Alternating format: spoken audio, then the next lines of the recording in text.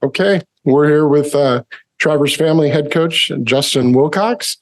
We'll go ahead and take questions from those in the room, and then we'll start with that. Go ahead and raise your hand. I think we have our microphone holders here. We'll give you a microphone.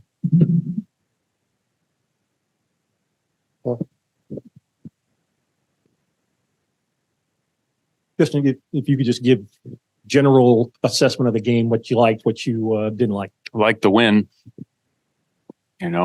That's what we needed badly, and proud of the guys for competing. I don't see a lot of loafs out there. We got to learn how to, kind of eliminate some of these things that are giving us so much trouble. Offensive penalties, defensively, it's like, we're playing good, and then we have a bust. And then it was really throughout the game. And I bet there's going to be 10 to 15 plays where you look back and say, God, we just got to play that cleaner. You don't have to be super. We just got to be better, cleaner, operate, and we'll perform much better. I don't think it's not physical, but we have to take the next step and learning how to win. And so proud of the guys. And it's we will never minimize winning in this conference. It's tough, and they got some good players and they got schemes and all that. So that's what I think. Any other questions in the room, Mia? What's working for you guys defensively, and how did that impact the outcome of the game? Well, there was some, I guess, there's some good moments on defense, but boy, it just felt like, we'd play well, and then we gave up. We had a bust on an over route early in the game. I can remember one series, the first touchdown series, we had a 3rd and longer, 8 maybe. They throw the ball into the sideline. He gets a few more yards than he probably should have because we weren't great on our leverage. So then it's 4th and 2. They go for it. Wildcat, they get it. They throw a deep over route off play action. Our hook defender do a good enough job getting back.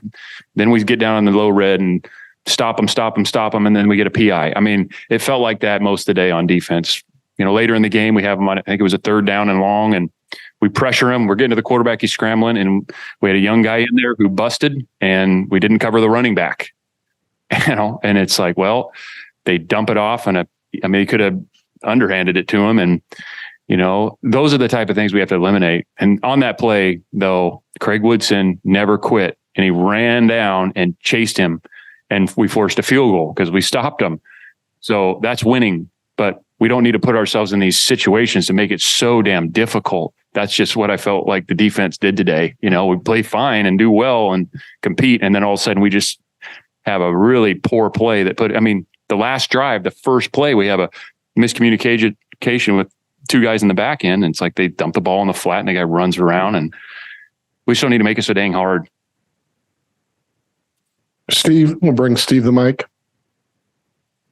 What were the decisions to start Sam and go with him the rest of the way, and what you think of his performance? Yeah, Sam had a good week of practice. That position, we're still growing there, all of them.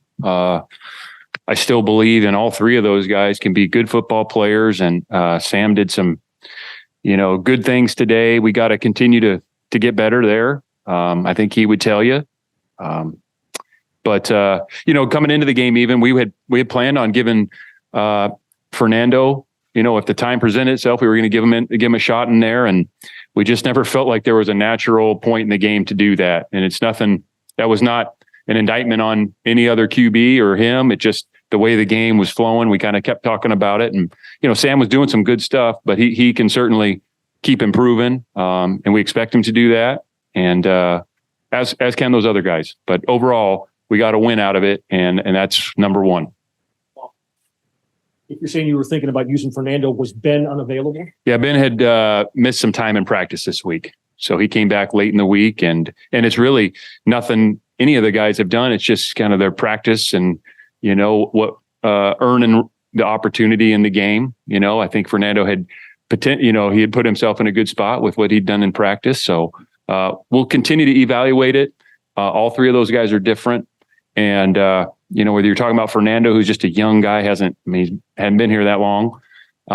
Sam is still a very young quarterback. I know people think, he's played so much quarterback, but if you count back to high school and his days at TCU, he hasn't played a whole lot of quarterback. So he's continuing to grow. And Ben, same thing. And they're all a little different. So we just got to keep working with them and helping them. We just want to see a step. It's not going to go from, here to perfection. We just want to see steps in the right direction. So we'll keep just like everybody else on the team. Okay, other questions in the room? Michael? Following up on that, with what's going on in your quarterback situation, how nice is it to have guys like Jaden and Isaiah that can really still carry the bulk of the offense if you need them to? Yeah, I think, regardless, you want to be well balanced and run the football and be able to throw the football. And, when teams are giving you certain looks and they're going to make it hard for you to run it, that you can throw it on them and make them pay. And when they're giving you light boxes, that you can run it on them. And sometimes you got to run it versus a heavy box. And I think we saw that late in the game. So those are the kind of plays where we got to take another steps. 4th and 1, we put that ball in the end zone. For the most part, makes it really difficult for them to win. And we didn't quite get it in. But those are the types of things where we just got to get better. So maybe they do stack it and we got to run it anyway, or maybe they play coverage and we got to throw it anyway. Maybe on defense, we got to come after the quarterback. We got to win in man to man, even if they know it. So that's where we have to get better there. I mean, it's just, those are the situations when it's, you don't have the number advantage or somebody helping you. We gotta be better there. Justin, tell us what you saw on the touchdown where you asked for the review that led to the penalty on them. Yeah, math. I'm not a smart guy, but you only get 11 people. Is that what you're talking about? Yes. Yeah. They had 12, we had 11, and we confirmed it. And so it does not take never mind. And on a separate topic, can you talk about your punter today? He had a pretty great game. You could argue, I don't even know if it's an argument. We'll see by watching the tape. He was the most valuable player for us today, because I want to say 2 of those punts resulted in pins, stops, and touchdowns. I think there's one in the first half.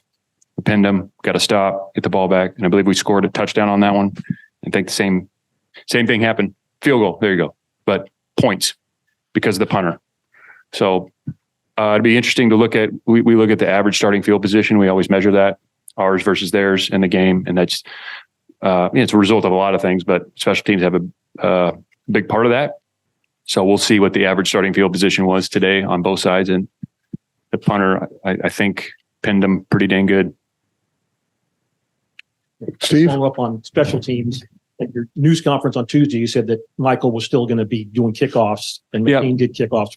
He did. Just kind of going through the week, we felt that was best. And we're going to work to help Michael get back in rhythm to be the best player he can be. And I think Mateen did a good job. I mean, coming out there and, he was confident in how he kicked it. And, he wasn't perfect either, but he did a good job. So I'm proud of him. So, yeah. Mia, go ahead. Can you talk a little bit about the impact of momentum during this game, especially in relation to 4th down stops? Oh man, momentum is a part of every game.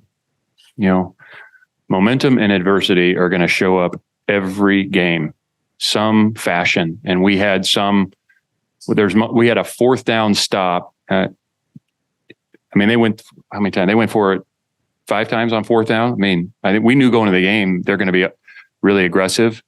I mean, they went for it on 4th and 3 or 4 in the 3rd quarter on their own. Where was it? 31. I mean, I think that says a lot. Okay. And we got to stop. And I think the way we need to approach that is like, if somebody's going to be that aggressive, and I'm like, it's good for them. They had a plan coming in, but we got to get a stop. We have to stop them on 4th and 4 on their own 31. And then we got to put the ball in the end zone. So there's a consequence for doing that. That's kind of how we look at it. Like, you're going to go for it that many times. Like, there needs to be a consequence. If we stop them on 4th down, which we got some stops, we got to in turn put the ball in the end zone. That's momentum.